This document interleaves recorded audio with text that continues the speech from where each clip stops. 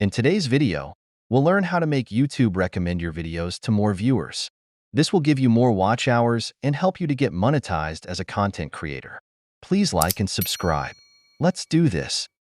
Open YouTube Studio in your browser in desktop mode by typing this URL. To get YouTube videos recommended, locate the Customize Channel tab. Tap on the Home tab. Tap on More Settings under For You. Make sure all the three knobs are toggled on. Now, if you're an established YouTuber, feel free to leave the check mark at the first option under Recency.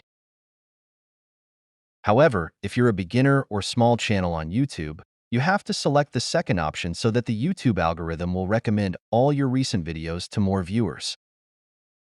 When you're done, go back to your channel homepage and tap on Publish. These are the features to turn on for YouTube to recommend your videos to more viewers.